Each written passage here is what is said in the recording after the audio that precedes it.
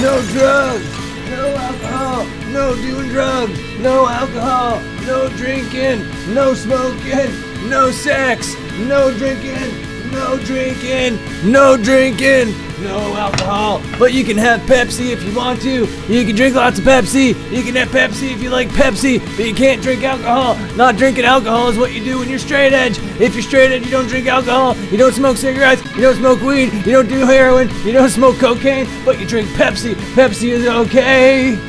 What up, DEANOMANIACs? I'm Dan Frampton. And if you're straight edge, that's cool. That means you don't do drugs, and that's awesome. That's just like Munchie. He's the straight edge Nutcracker. And we know that you guys don't all understand what straight edge is all about, and that's okay. You know, we've been getting some questions online. You know, what's straight edge all about? Why is Munchie straight edge? What's even straight edge mean? So I thought that I'd come on here to the internet and explain a little bit about straight edge, not doing drugs, going to hardcore shows, and moshing a little bit. Okay, so my buddy McKenty just made a video, a very comprehensive video about straight edge and all the different kinds of kids that become straight edge. So if you want to get a little bit of a history lesson of what straight edge is all about, then I recommend that you go watch that video that McKenty did, and I'll link to it down below if that's your thing. But in the meantime, I'm just going to review that video. So stop this video right now if you want. You can go watch that video, come back and watch the review, or you can do that in a different order. That's up to you. I don't care how you do that. But this is about McKenty's video about straight edge. Straight edge culture is something that the Dean Project knows a lot about. You know, when we were teenagers, there was a lot of hardcore shows that we attended. There was a lot of hardcore shows that we played. There was a lot of hardcore shows that we promoted. Hardcore scene and the hardcore culture was kind of what the Dean Project was all about, you know? Well, I was in a whole bunch of different other bands. Munchie was doing his own thing. He might have been in Boston. He might have been in New York. He might have been California. But wherever he was, you know, he was being hardcore. He was moshing. He was throwing down. He was slamming. But that's what his ethos has always been about, you know? He's got his homies. He's got his bros. He's got his friends. He's got his crew. They go to shows. They throw down. And it's amazing. So where did, like, straight edge even come from? What does it mean, like, not doing drugs? So I don't do drugs, you don't do drugs, why is that a whole thing? People think that straight edge is like, I'm gonna punch you in the face for smoking a cigarette, but that's not necessarily what it's all about, you know? And in McKenty's video, he has this graph. He's been doing these excellent graphs recently in some of his videos, and there's these 4 quadrants about what the different kinds of straight edge kids, and in the middle, you know, there's like these cool straight edge kids that are kind of like a mixture of different like sector of the quadrant thing or whatever.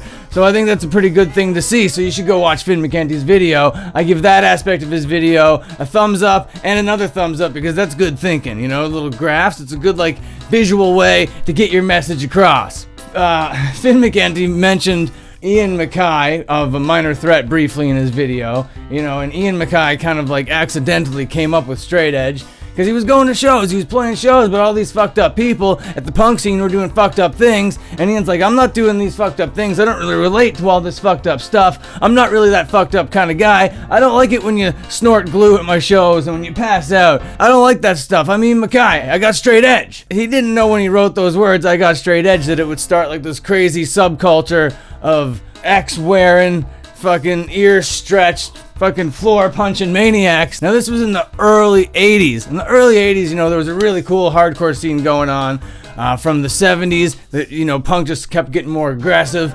And then in the early 80s, you had these bands like Minor Threat and Bad Brains, you know, really fast, aggressive punk rock bands. And Ian MacKaye was just part of that scene.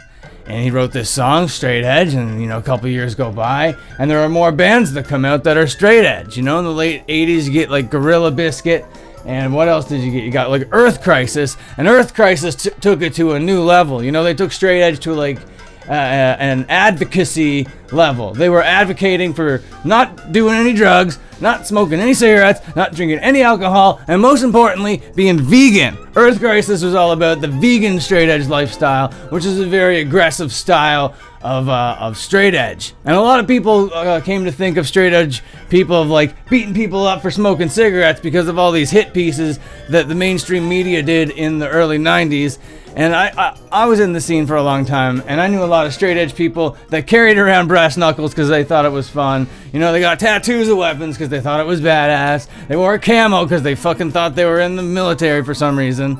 They had dog tags for the same reason, you know. It was all the same things that you'd see in any fucking straight edge hardcore scene anywhere. But mostly they were just a bunch of like angry suburban kids that didn't punch or hurt a fly in their whole lifetime, in their whole world. But there was like legends, you know, people would talk about these straight edge people that would beat you up for smoking a cigarettes, and they called them hardline. So I had all these straight edge friends, you know, that was like, they were just chill, you know, they'd sit back and they'd watch me sesh, no big deal.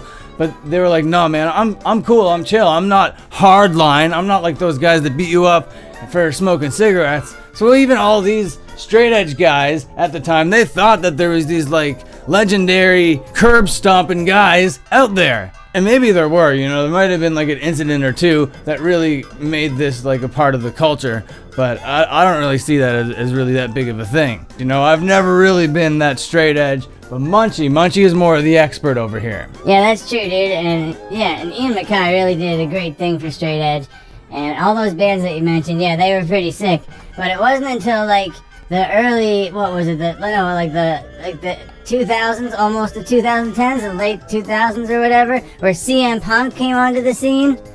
Yeah, Munchie, you're right. CM Punk, when I first saw CM Punk on a wrestling screen, I was like, whoa, my two completely separate niche interests of hardcore straight edge punk rock and professional wrestling are coming together through this one guy. That's insane. Yeah, so I think like just the fact that CM Punk exists and put straight edge like on a mainstream kind of like level, I think that really did wonders for straight edge. Yeah, I think you're right about that, Munchie, but, you know, it did also help strengthen the narrative that straight edge was a violent lifestyle, you know? Yeah, I guess that's kind of true. Yeah, but, you know, he would flip-flop with it. He had this straight edge society kind of like faction at one point, where, yeah, people were shaving their heads and pledging to the straight edge society, and, you know, they were what we would call hardline straight edge people. But that's not what really goes down in a lot of the straight edge scenes. A lot of the straight edge scenes are about positivity. You know what I'm saying? They're about like friendships and having a scene and like a common interest. And that's kind of what I see when I look at like the straight edge bands of the 90s, like Good Clean Fun. You gotta love Good Clean Fun. You gotta love Throwdown. Throwdown's amazing. And you gotta love Bane. These guys are making great music. Well, they did, you know, way back. They were having great shows. The kids were moving. They made the pits move. There was like the pit would join on stage and then it would jump back off the stage, and it was just a big crazy time. And you don't really see that much anymore, you know? So Finn McKenty's video about straight edge reminded me of my adolescence and all the straight edge kids that I knew, and all the hardcore bands that played in bowling alleys and community centers and YMCAs and boys and girls clubs all over the city I grew up in. These are my final thoughts, my final thoughts, my final thoughts about Finn McKenty's straight edge video.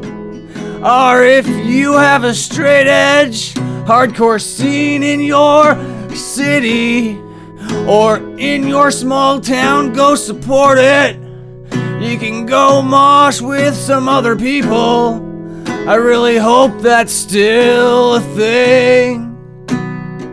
But Finn McKenty's video really illustrated the historical relevance of straight edge from its inception to the modern day. Scroll down, click the link, you can go and watch it. Finn McKenty nailed it again. Yeah, Finn McKenty hit this one straight right out of the park. No surprise there, no, not at all. Finn McKenty did it, yeah. These are my final thoughts. my final thoughts. My final thoughts. Yeah, stick around for my rating. I'm gonna give this one a number.